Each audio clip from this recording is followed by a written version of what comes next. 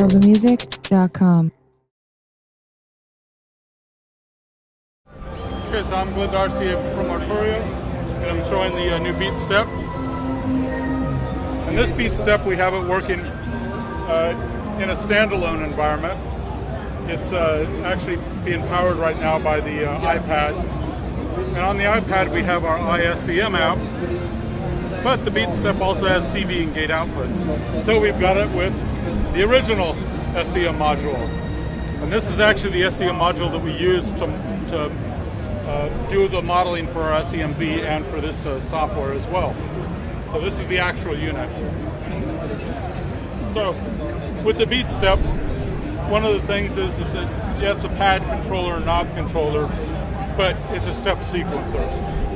And the step sequencer will output through the CV and gate. It's a standard 1 volt per octave, positive going gate. So it'll work with any of the Euro rack gear, works with the mini brute, micro brute, and it's working with this old synthesizer expander module. So you can see I've got it running. I can do 16th notes, 8th notes, quarter notes, 30 seconds.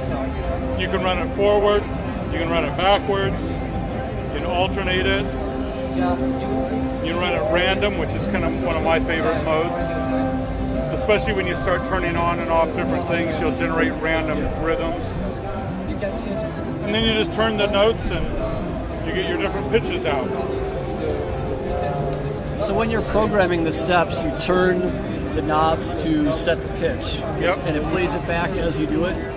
So yeah, when I've got it stopped, while it's stopped, I can sit here and output pitches and you can see them on screen. So yeah, the knobs output a note so that you can know what you're setting. So without any computer or editor, it's Yeah. a standalone 16-step sequencer that stores, how many patterns can you put in it? 16 different patterns. So here, let me recall one here.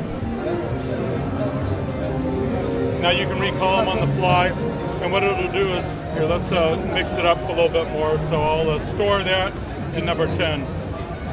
So if I recall number 2, and then I recall number 10 at the beginning, it'll play number 2 and then change once it hits the end of the pattern.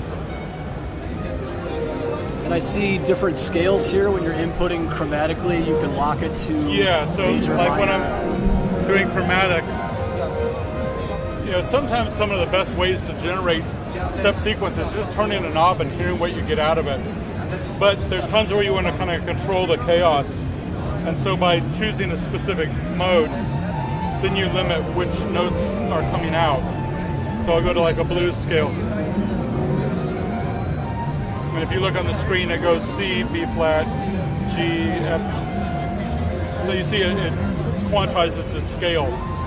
But it only does it for an individual note while you're inputting it. I mean, I can always do this one, and this one, and this one, all with the blues scale, and then hit chromatic, and go, yeah, I want this one A flat instead. You know, I want it out of the key. So the scales are for inputting data, and it's just kind of a nice thing to be able to have it. With the user, you can choose what notes you want in the scale within the editor. So now when I'm turning knobs, it's more controlled because it's in the scale. So you can set a scale that's not labeled here with the software editor. Yeah. And the software is a free download. Are there any other under-the-hood functions only in the software editor? There's a few other in the software editor. There's a swing value. There's the gate time. There's a legato function. One thing that we have here is, if you'll see, it's we're at 16 steps right now. If you hold shift and channel, I can set the end step. So if I wanted a 3-note sequence or a 6-note or 5 or 16. So you have that, it's not marked, but that's kind of one of the hidden functions. Just to be clear, when you're inputting the steps by setting notes on the knobs, it'll do that over CV as well. It'll output the pitch. Yeah, it's outputting all the pitch and everything.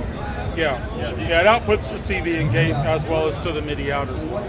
And the MIDI out, I see it's USB here. Is there a regular? No, there's a regular MIDI. No, it's a mini jack, like a CV gate jack, but we supply this with a 5-pin DIN adapter, so it breaks it out to a standard 5-pin DIN. Great. And yeah, it can power off anything over 500 milliamps. I was using a Motorola Razr charger that I had from an old phone years ago, powering it the other day. And that's on the using mini it with my USB Pittsburgh in? modular, yeah. On the mini USB? Yeah. So if I'm using it with a USB device, it'll be powered over USB. But if I'm using it standalone for CV, is there just a power adapter that goes into the USB? Or? Any USB power adapter. Okay. Like I said, I was using an old phone adapter for it. Well, great. Anything else we should know about it? $100, $99? 99 bucks. Steel bottom panel. I mean, it's a real unit. You know, it's not all twisty and same rock solid build quality as we saw in the Sparkle solid last year. Yeah. You know, and it's a great companion product to the Micro Brute, the Mini Brute.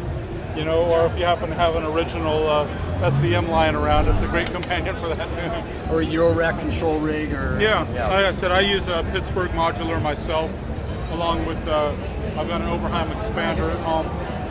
I can tie them all together and use them all. Great. Thanks, Glenn. Guys.